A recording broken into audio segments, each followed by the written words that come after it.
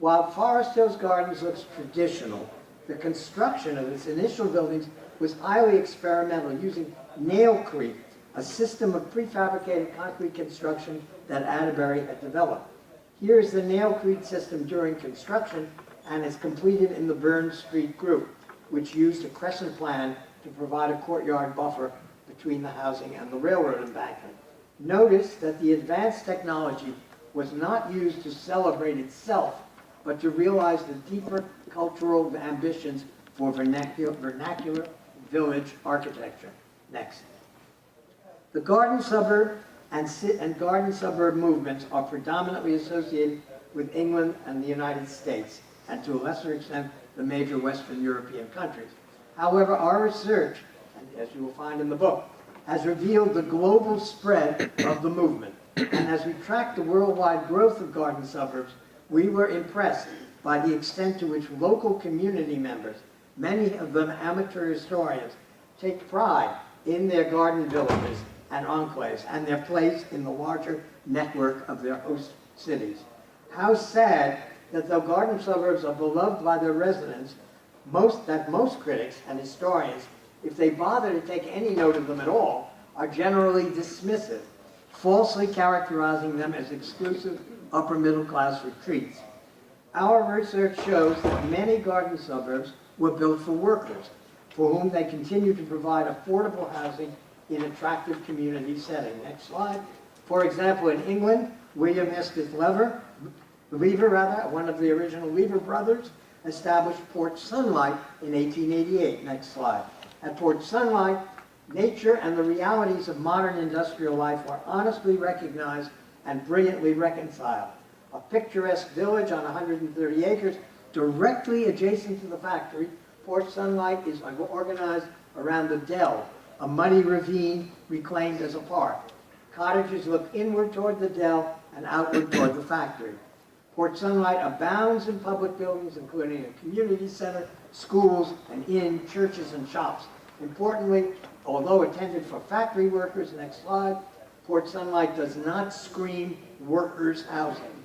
Its houses were angled at street corners and buildings and placed to terminate street views, anticipating Parker and Unwin, so that little or no distinction could be made between individual units in a group and streets, and would appear to be aligned, and the streets would appear to be aligned by mansions rather than modest dwellings. Next, please.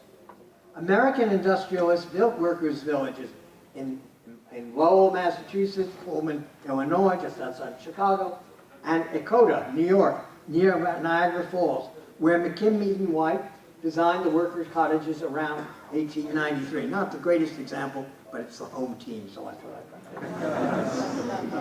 Unfortunately, next slide, they did not match the English examples in quality until the federal government got into the act, when America's late entry into World War I made it clear that American industry was ill-equipped to produce the ships and munitions needed to support the war effort.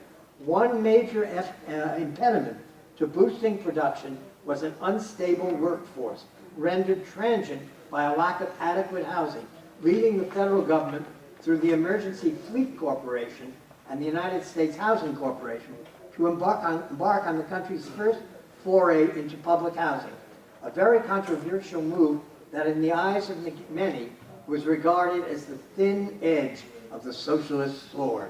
The wartime program, next slide, was remarkable not only for its broad scope, over 130 new subdivisions were contemplated, but also for the high quality of the architects and landscape architects employed to design them.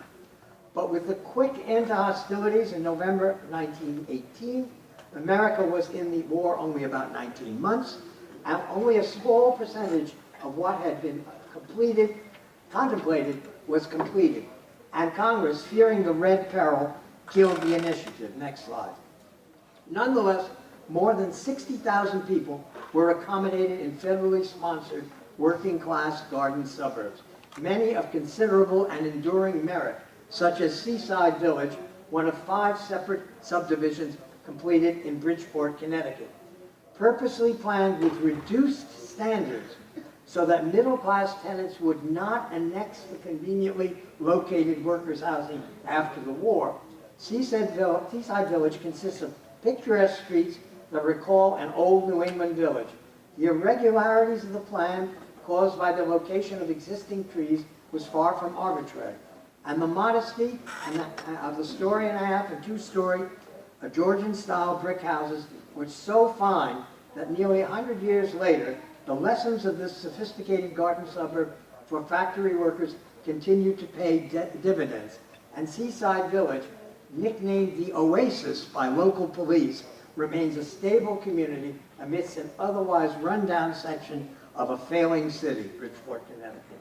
Next slide. By the 20th century's second decade, the issue of housing reform as a key to good city planning had taken preeminence over the design of modern, monumental civic structures characteristic of the City Beautiful movement of the 1890s. In December 1912, the City Club in Chicago, following on the heels of Daniel Burnham's last hurrah, the 1909 plan for Chicago, announced a competition calling for the development of a typical but hypothetical quarter section of suburban land on the outskirts of the city of Chicago. Shown here on the bottom of the slide are the three winning entries, and above them, William Drummond's, which was not selected. Drummond, a disciple of Frank Lloyd Wright's, his plan stands out from the others in its determination to maintain the seemingly endless expanse of the prairie while accommodating the density and formality of the City Beautiful. Next, please. As I said, Drummond was a disciple of Wright's, who also prepared, but Wright himself prepared a scheme. But Wright characteristically refused to enter it into the competition. He hated losing. Wright boasted that he was above such things. But in reality, he felt probably that his scheme would not be selected. In any case, like Drummond, Wright synthesized the regularity of the grid and the directionless indeterminacy of the prairie by dividing the quarter section into 64 square blocks threaded through with a network of public parks, and as a result proposed what was in effect a large-scale private place. Next, please. Just as most of us don't think of Frank Lloyd Wright in connection with garden suburb planning, we also do not associate it with Le Corbusier, the iconoclastic Swiss-French modernist. However, in 1914, 6 years before he took the name Le Corbusier, Charles-Edouard Jeanneret Gris prepared a design for an unrealized garden suburb in his hometown of La Chaux-de-Fonds in Switzerland. Next, please. 3 years later, he tried his hand again at garden suburb planning with a design for a workers' village in the small town of Saint-Nicolas d'Alemant near Dieppe, Normandy. In place of the curving streets he had proposed in Switzerland, Jeanneret, guided by the site's elongated trapezoidal shape, positioned 43 houses on either side of a single 18-foot wide spine lined by sidewalks, planting strips, and trees. Only one semi-detached house was completed in 1917 before rising costs led to the project's abandonment. Next. In 1924, at which time he had shed his arts and crafts approach, Le Corbusier had yet another chance at realizing a garden suburb, a workers' village in Pessac, France, where he attempted to capture the garden suburb's environmental benefits without resorting to the forms of vernacular architecture. At Pessac, Le Corbusier's concept of domestic architecture as something akin to equipment, he called houses for machines for living in, failed to match the taste preferences of the original inhabitants, who, once they began to move in, redesigned their houses in emulation of traditional models. Next slide. Le Corbusier didn't help matters when he stated that inhabitants should, quote, adapt their mentalities, end of quote, to the houses. The homeowners did just the opposite, to catastrophic effect. Opinions about Pessac have shifted over time, and in recent years, many, but not all residents have worked to restore the houses.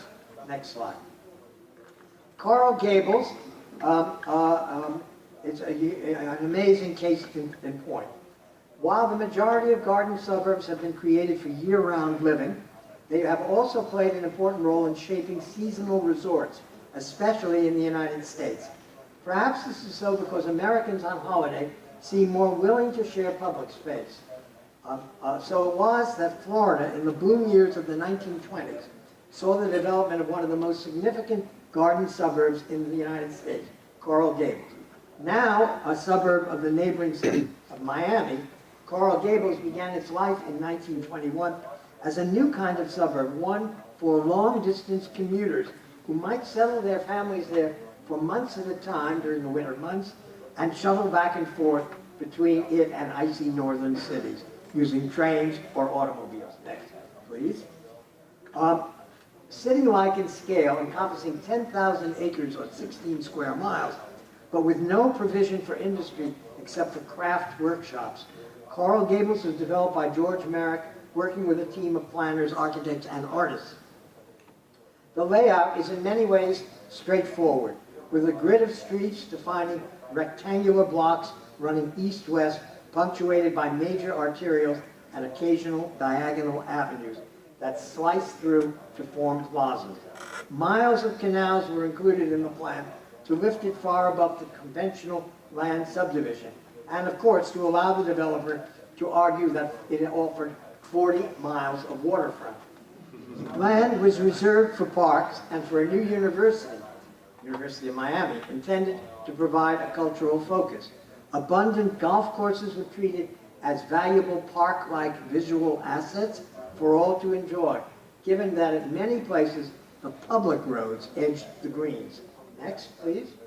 One of which was overlooked by the town's most important landmark, Schultz and Weaver's Miami Biltmore Hotel. Next, please. Coral Gables' typical residential architecture was mandated to be in the Spanish colonial style. But to avoid monotony, the plan included a number of stylistically thematic villages.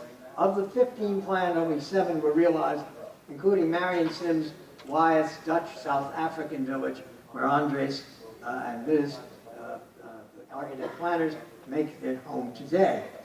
There was also a Chinese village by Henry Gillen Murphy, a Yale graduate, I'm happy to report, in the 1920s and 20s, working from his New York office. Murphy designed some of China's most important public buildings and universities in the interwar years, and that gave him the reputation of an expert in Chinese architecture. The French city village, next please.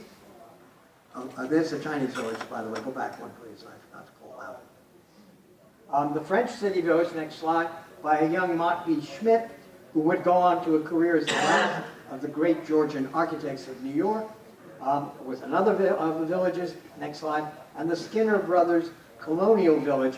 The Skinner Brothers were never heard of again. Next.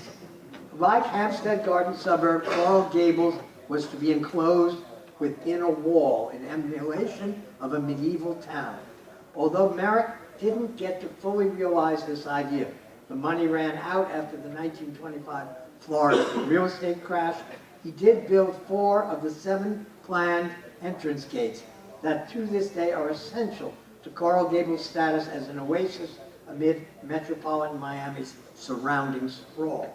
The Douglas Gate, 1925-7, was the most programmatically complex, suggesting Station Square at Forest Hills Gardens with a tower, entrance hall, ballroom, and 2 wings of shops and apartments. Next slide. Perhaps the most ingenious element of Coral Gables was the transformation of an abandoned open pit from which much of the oolitic limestone used to build the suburb's early houses had been quarried in its transformation into the Venetian Pool, a swim club for residents, equipped with caves, a waterfall, diving boards suspended from towering rock formations, a miniature sandy beach, next slide, and an island from which Paul Whiteman and his jazz band serenaded would-be customers as members of Merrick's army of 3,000 salesmen hawked the development. Slide, please. Invented to suit extreme socialist politics that emphasize communal rather than individual expression. I refer to what were called in Germany Siedlungen, or housing estates. Ernst May's work in Frankfurt am Main, Germany, was emblematic of European modernism's usurpation of the garden suburb idea in support of a classless egalitarianism. May oversaw the planning and construction of more than 15,000 dwelling units, or roughly one residence for every Frankfurter, in 23 separate Siedlungen that formed a ring around the central city. They were located in a ring around the central city. Rejecting the vernacular architecture of the traditional garden suburb, May also rejected much of the garden suburb's hierarchy of grammar of hierarchical streets and park spaces in favor of arrangements based on ideal solar orientation. May's approach became increasingly diagrammatic as he sought to give physical form to an extreme leftist political point of view. As a National Socialist rose to power in the early 1930s in Germany, May undertook to migrate to Russia. Next slide. Given their point of view, the Nazis rejected modernism's aesthetic and returned to the idea of the traditional garden suburb. Shown here is Mustersiedlung Rammersdorf, located 3 miles outside of Munich. Designed by Italian-born German architect Guido Harbers in 1934 as a model housing estate, it was intended for skilled craftsmen and middle-class civil servants. Given their racial politics, by embracing the garden suburb as an appropriate representation of the German folk, to the exclusion of anyone else who might live in Germany, the Nazis arguably did more to kill the future of the garden suburb than either the automobile or the modernists ever did.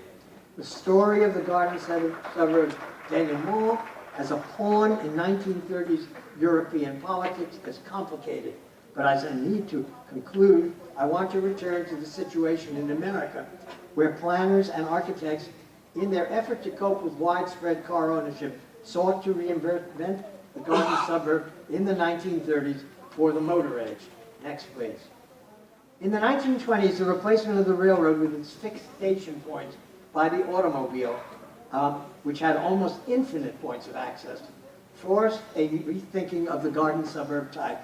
This rethinking began with Clarence Stein and Henry Wright's Bradburn, New Jersey, located about 20 miles northwest of New York City. Proposed as the city for the motor age, Bradburn was planned to house 25,000 moderate income residents on a 2 square mile site. Despite its recognition of the car as a principal means of transportation, Bradburn's central commercial district was located at a commuter train station. Only 1/4 of the plan was realized as the Depression killed the project. Next slide. Stein and Wright believed that the pedestrian and bicycle paths, which they placed in generously sized linear parks, would be the way residents would move about the town. Next slide. Leading them to face the front doors of the houses on the greenways and to treat the cul-de-sac as service entrances. This did not work.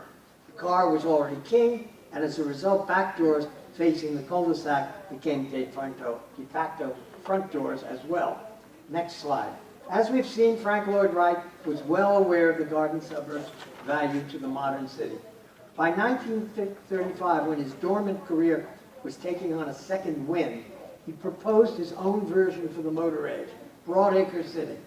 Broadacre City was proposed as a new kind of conurbation, neither a city away from the city, such as Ebenezer had called for, Howard had called for, nor a garden village independent from but reliant on the city, as Frederick Law Olmsted advocated.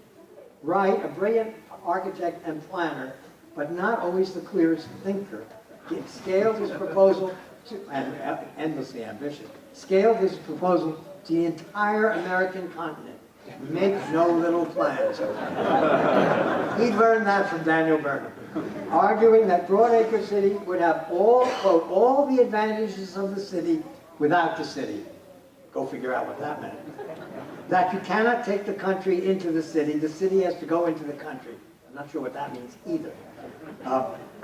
Next slide. But it's difficult to assess what extent, if any, the widely publicized Broadacre City in all its megalomaniacal glory, influenced the development of post-World War II sprawl. But it is clear, as this view of Levittown, Pennsylvania suggests, that in his embrace of the motor car, Wright, among all 20th century architect planners, best understood the consequences it would have on American land planning. In the post-World War II years, the tradition of the garden suburb was virtually forgotten, except by a handful of historians, notably Walter Crease and Robert Fisherman's here in the audience, I believe. Then, as the edifice of the modern movement in architecture and planning began to crumble in the 1970s, it became possible to see the garden suburb as a model for rebuilding our failing cities. So I end this talk, next slide, in our book Where This Quest Began. In 1976, assisted by Charles Warren, who architect in New York, is here this morning, I took an initial step with Subway Suburb, a theoretical project compared to the Venice Biennale. Suburb marked the beginning of an effort to turn the tide away from destructive sprawl of the post-World War II era by proposing that garden-esque suburban enclaves could provide a useful model for rebuilding the devastated wastelands of America's inner cities. Subway Suburb proposed an affordable neighborhood of closely spaced, classical vernacular houses with shared public green spaces, around which were grandly styled parent houses such as John Nash had designed for the region's development 150 years before. It also included streets lined with vernacular cottages. Next slide. Although Subway Suburb was planned to be transit-oriented, it showcased the car not only as a hallmark of middle-class status, but also as a response to the reality that 30 years of sprawl had robbed America's inner cities of jobs, so that inner city residents more often than not needed a car to go to work in the suburbs, a complete reversal of the then standard accepted planning theory.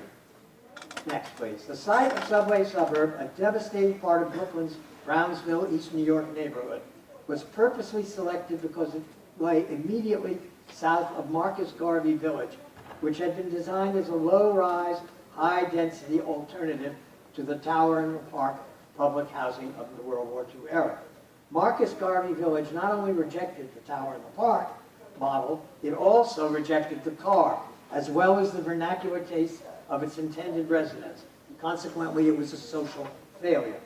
Subway Suburb, next slide, was followed up by two design studios that I led in 1978, one at Yale, the other at Columbia, asking students to propose new garden suburbs for strategic sites in the South Bronx.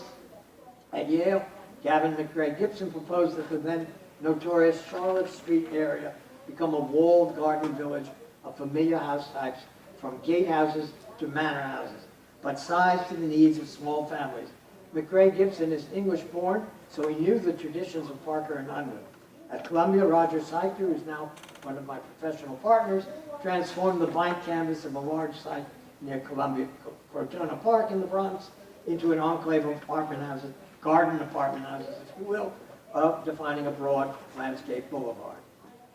Next, please. In the 1970s, the Charlotte Street site in the Bronx, shown here in a photograph by Camilo Vergara, was a nationally acknowledged poster child for the collapse of urban neighborhoods and indeed of urban life.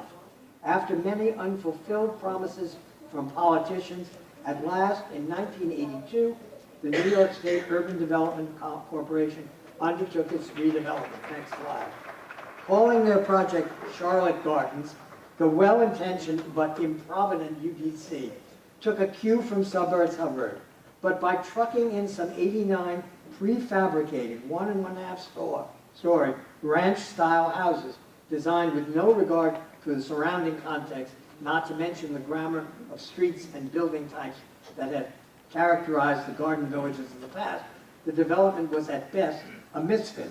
The contrast between the metropolitan street grid and a typically stretched out ranch house was ludicrous.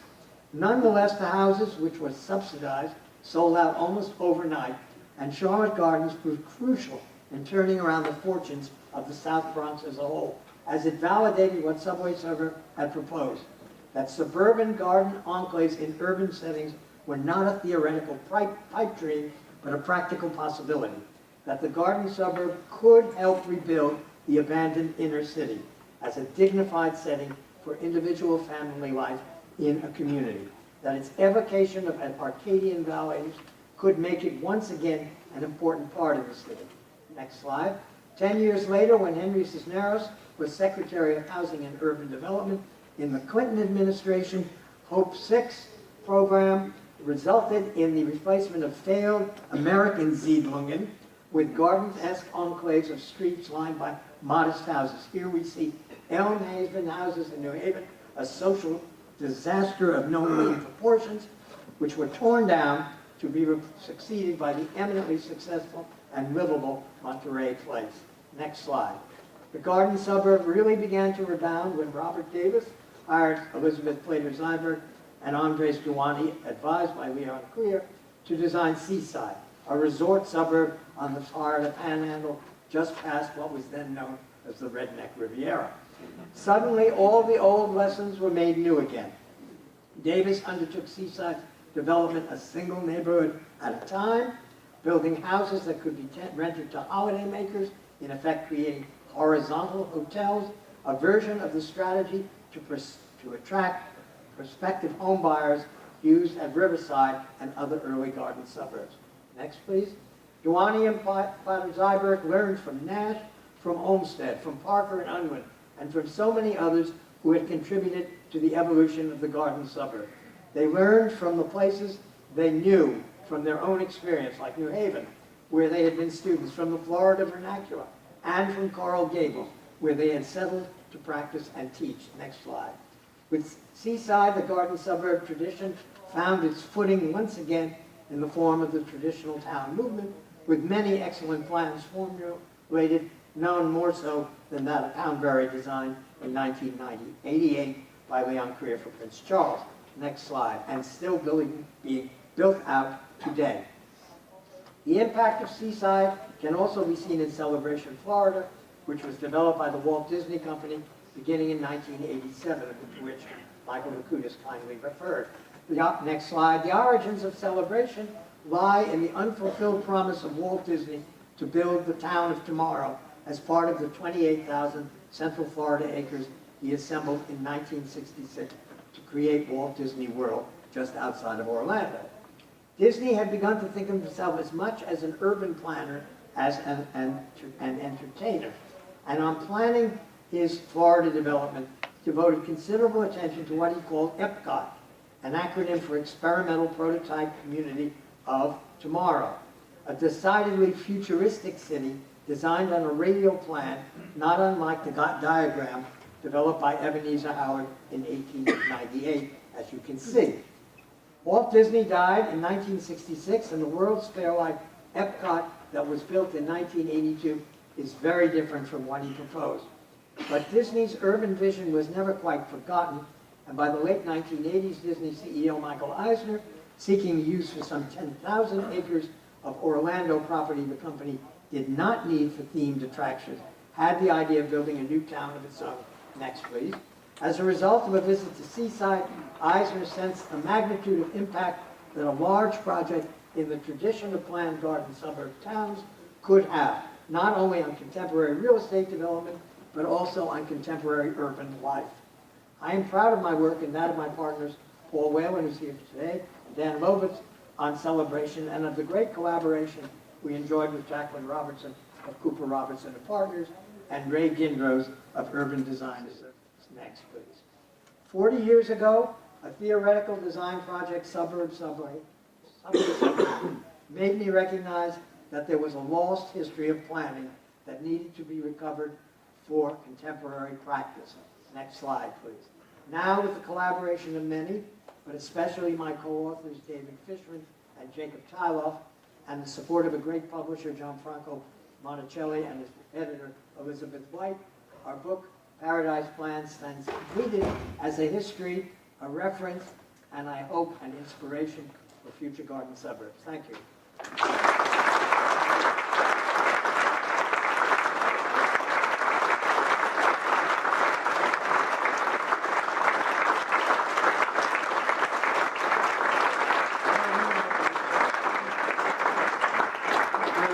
simply, if we have time for questions, I'm more than happy to entertain them.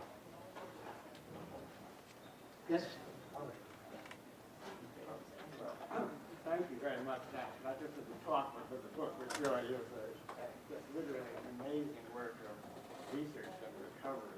You gave us only the smallest part of it.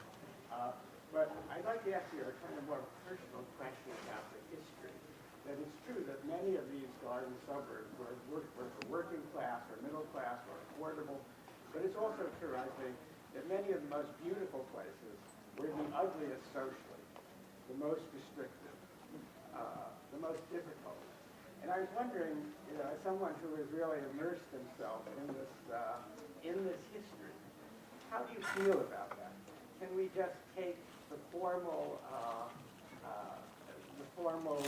success of these places and separate it from their meaning at the time? Since you and I think so many people in this room, were among the kind of people who were restricted out of such places. I mean, how do you feel?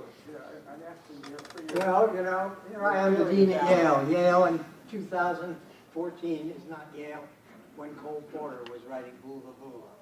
And it's changed. And there are people at Yale whose ancestors were literally slaves.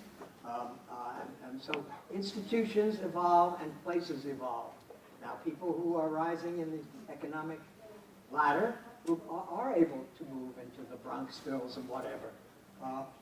People who haven't succeeded but can live with incredible dignity in a place like Seaside and Bridgeport, because Bridgeport is a bombed out city. These work. So I think that, yes, they had one meaning in 1895 or whenever, but they have a different meaning now. But it isn't fair to castigate the type, one, by that it might have catered to upper class people, because it didn't exclusively cater to it. I mean, Cadbury built one and others. So it's very complicated, and I think it suffered from the argument that it was designed only for rich people. And to this day, when you talk about, in academia, generally speaking, it may come as a surprise to many people in this audience, the very mention of this institution, CNN, TNU, just sends people around the bend. I mean, they are totally intolerant and unknowing of what it stands for. So it's a battle that needs to continually be fought, and there are many battles that CNU will need to fight in the future, but one is to develop continue and develop more a attack on the prejudices of academia, which tend to be very closed-minded. Despite all the talk of open-minded discourse in universities, we know from the daily readings of the newspapers, it's not always true. Anyhow, it is true that Riverside was lily white. Probably isn't lily white anymore. I'll bet in Bronxville it's not lily white anymore. So times change. But probably the people who aren't white who live in Bronxville or the Bronxvilles of the world are hedge fund operators on Wall Street. So they have changed their status. It's a wonderful book. I think to me, it was important as Chris Alexander's patent language 4 years ago. And I'm glad you signed my cover, because I couldn't bring it over in the plane. It's a bit heavy. But I'm reading another book called Drawing the Line, Public and Private in America by Andrew Sheck from the University of Toronto. And the implications of public and private in America really came home to me because I'm vacationing just across the bay here in Crystal Beach. It's a wonderful 19th century religious community that became a seaside resort. And all the Buffalo used to go over and holiday there. And we have a nice cabin there. And I was walking down to the beach, and I saw this wonderful seaside type development. It was beautiful architecture, but it was all gated, and it cut Crystal Beach off from its beach. And my problem is this, that while we designed very, very beautiful places, very beautiful paradises, we haven't really resolved the problem between inhabitant and stranger. I think Phil Hillier in sociological also, it's surprising that it's happening in Canada, where presumably there's much, much less crime than here in Buffalo. Why they should want such a heavily guarded gated community. Maybe it's just the sociology of the distinction and class. But I have no problem with gated communities per se, but when they interfere with, ordinary people experiencing just the natural landscape, I think it's a big problem. I mean, when you're in paradise, sometimes you want to eat the apple. You want to get out. And are we creating, by creating more paradises there, a closed mindset? Well, those are good questions, or a good observation, and inherently a good question. First of all, I mean, I think that these are places where people live, and so if you live in an apartment building, you have a gate. It's called the front door, which you cannot get in to that building unless the person who you wish to visit will buzz you in, or whatever. The doorman will let you in if it's more affluent. So we mustn't I think, denounce the gated community. And many of these that I've shown were not gated. And even the private places in St. Louis are not all gated. So it's not a simple thing. It was interesting that the first gated community was A, in America, and B, to protect intellectuals. It was said that the people who lived in Llewellyn Park were women, short-haired women and long-haired men.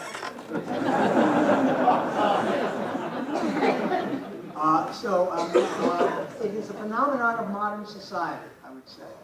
The complexities of a highly mobile society, which brings with it potential problems and the need for privacy.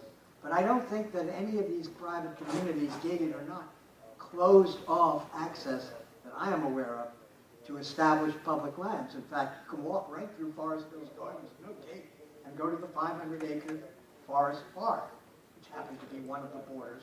You can go to Hampstead, and get out of the subway, walk through Hampstead Village, and then go into Hampstead Heath. So I don't think it's fair to challenge them. And within a bigger enclave, I mean, in Celebration, we have some gated enclaves within the town, but the town as a whole is not. Well, there are actually none that are really gated. There are some pillars at the entrance, Yeah. but they're not actually gated. And Celebration is really a great example in opposition to what he's saying, in that we have 25,000 people come to our 4th of July celebration. The town is completely open. Now, there are those who would say that they should put up gates, but there are no gates, and it's completely open. The parks are open, and it works very well as a welcoming place. And houses are very expensive, but there are places where, apartments that you can rent that are reasonably priced. So Celebration is a good example. David Gordon from the Queen's University in Canada. Professor Stern, you noted that the values in many of these garden suburbs have increased over the years with good design. And the new urbanists also claim that their affordable housing often becomes not affordable over time. In your research, did you identify any of the garden suburbs that had initially a social purpose and affordable housing that were able to maintain over the very long term their ability to welcome people of lower income? There are some. The one in Bridgeport is a very good example of that. It's still very much average Joes living there. Parts of Yorkshire Village in Camden, New Jersey, which was So you think the rest of the neighborhood to be a disaster? Well, but what's interesting is when the rest of the neighborhood became a disaster, these planned, well thought out communities did not become disasters. And that's the lesson we need to center on. But are there examples of places where they use land trusts or some other mechanism to ensure that the affordable housing stayed affordable over the very long term? I'm sure there are, but I don't think our research took us in that direction. I mean, we're not trying to to the sociology. You can't avoid it, but that was not the principal thrust. It's to create a pattern language, if you will, as this gentleman applied, for the garden suburb or the new center. Yes, sir.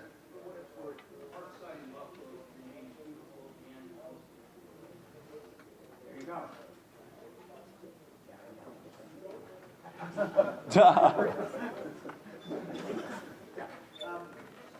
Just wanted to follow on a bit with the previous speaker.